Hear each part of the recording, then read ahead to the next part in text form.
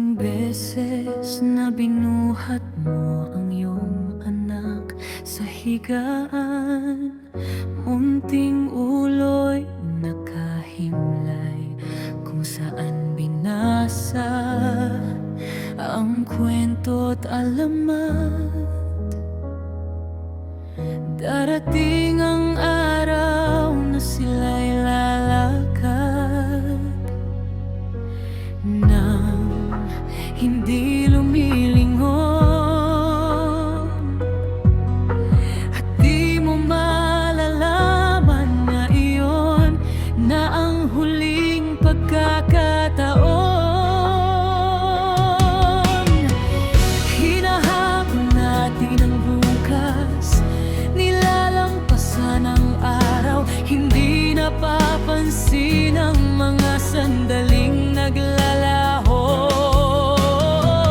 Mga oras na akala'y mananatili, tahimik na naglalaho tulad ng ulang tag-init.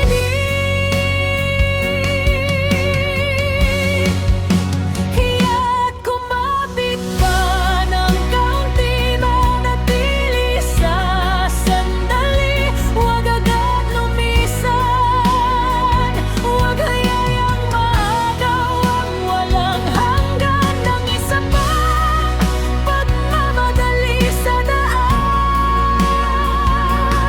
Ang huling tawa, ang huling yakap, ang huling paglakad na magkasabay, hindi sinasabi ng buhay na alis na siya bago pa man magpaalam.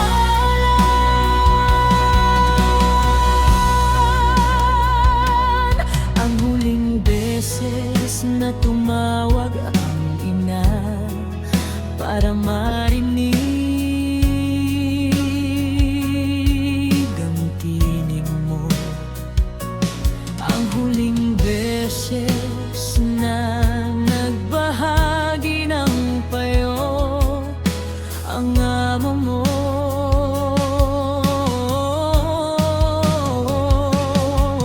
Karaniwang gabi nagiging kayamanang walang kapantay, ngunit di mo malalaman na iyon na ang huling pagkakataon.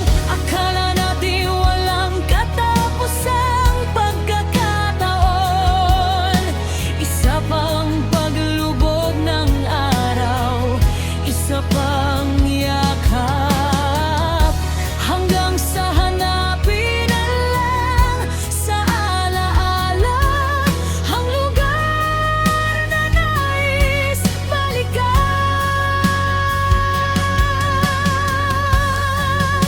Kaya't kumapit pa ng kaunti, manatili sa sandali, huwag agad lumisan, huwag hayang maagaw ang walang hanggan ng isa pang nagmamadali sa daan. Ang huling tawa, ang huling yakap, ang huling paglakad na magkasabay, hindi sinasabi ng buhay na alis na siya bago pa man magpaalam.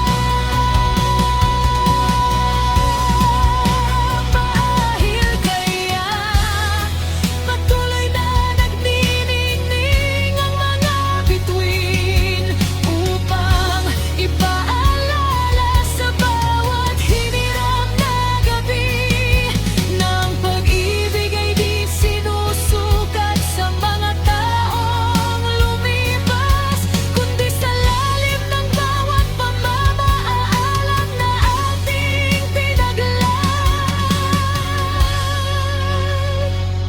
Kaya't huminto at alalahanin ang mga taong nasa iyong tabi. Darating ang araw